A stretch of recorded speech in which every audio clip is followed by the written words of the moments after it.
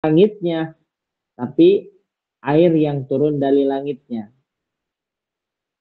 Jadi air hujan.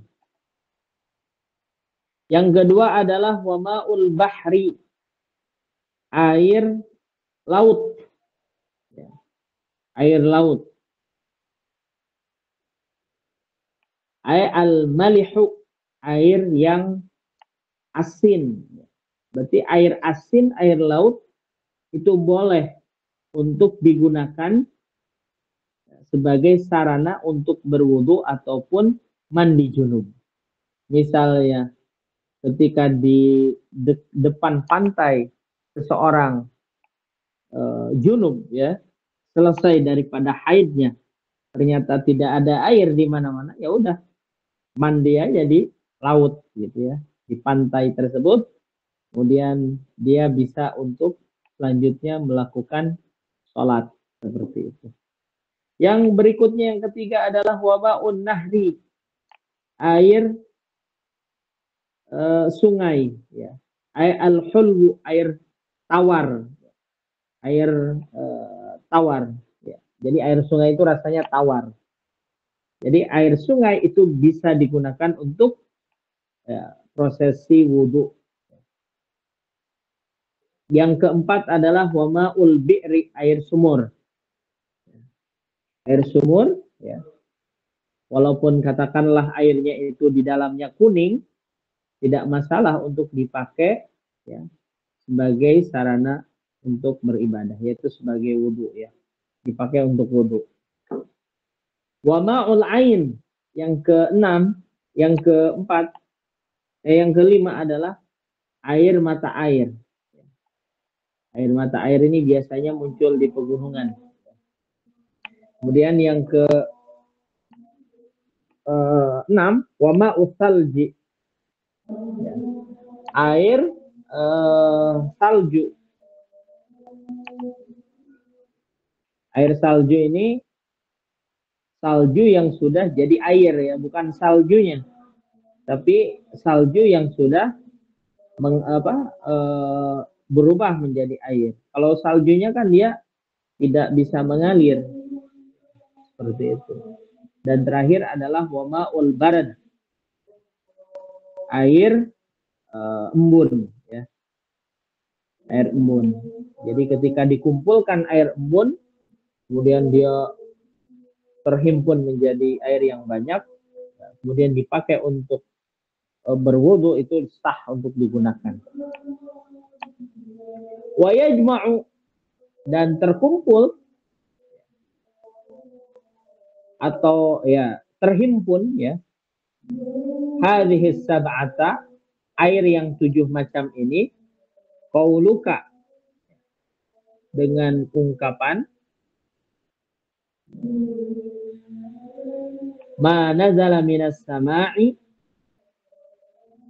sesuatu yang turun daripada langit, au naba'a minal ardi, atau muncul daripada bumi, ala ayyi sifatin kana, dengan berbagai macam sifatnya, min aslil khilqah, dari asal penciptaan. Nah, berarti air yang 7 ini ya, itu muncul, ada yang muncul dari langit, ada yang keluar daripada bumi. Ya, seperti itu. Tsummal miyahu, kemudian air itu tanqasimu ala arba'ati aqsam, terbagi menjadi 4 bagian. Jadi air itu terbagi menjadi 4 bagian.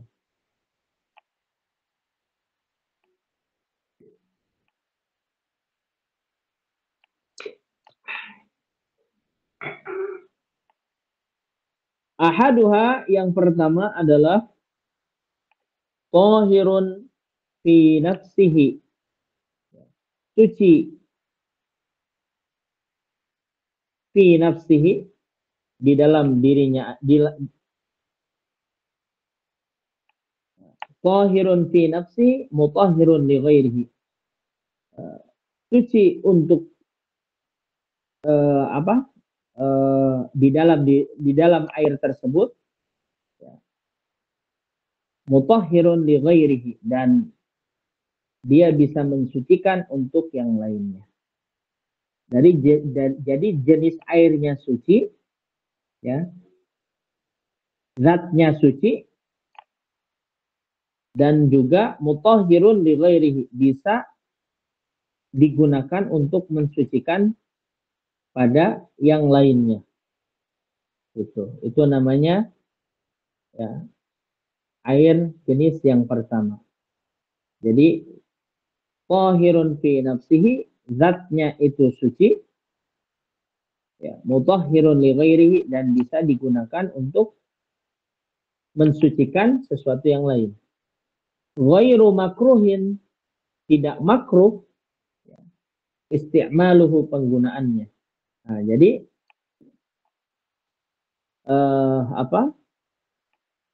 jenis air yang pertama itu dia tidak boleh air yang makruh, ya. Air yang makruh itu apa? Air yang musyammas, ya. Nanti dijelaskan di bawah. Itu namanya air yang suci, mensucikan untuk dirinya dan mensucikan untuk yang lainnya. Wa huwal ma'ul mutlaq, dinamakan sebagai air yang mutlak. Dinamakan sebagai air yang mutlak. An qaidin lazimin, dari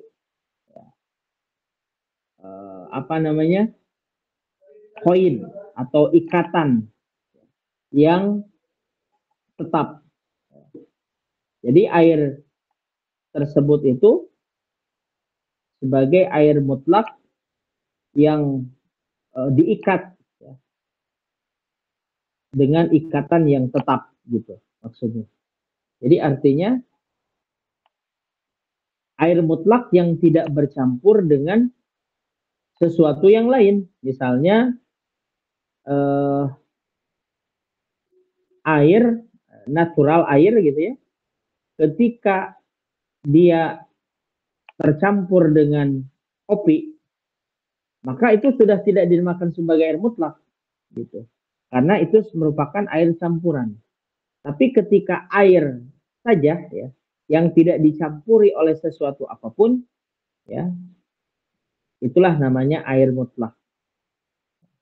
Dan air mutlak itu diikat namanya daripada campuran-campuran yang lain. Seperti itu. Sehingga ketika air tersebut tidak tercampuri oleh sesuatu yang lain, itulah namanya air mutlak. Fala yadurru al-qayyid, maka tidak berpengaruh terhadap kemutlakan air tersebut al-qaidul munfaq, ketika qaidnya itu, ya, ikatannya itu al-munfaq, ya. Qaid yang munfaq. Munfaq itu artinya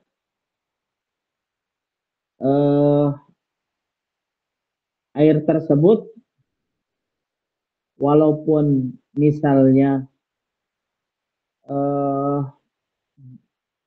berwarna hijau, ya, karena misalnya di sana banyak lumut yang merubah air tersebut, tetap air tersebut disebut sebagai air mutlak, ya. Artinya air tersebut bisa digunakan untuk wudhu, gitu ya. Seperti apa? Kama bi'ri, seperti air sumur. Air sumur ini, kalau kita ngambil air itu kadang warnanya kuning.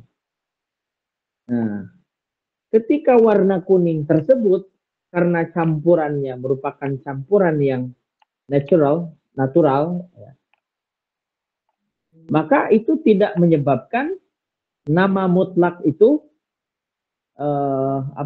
terpengaruh dengan perubahan. Tetap dia sebagai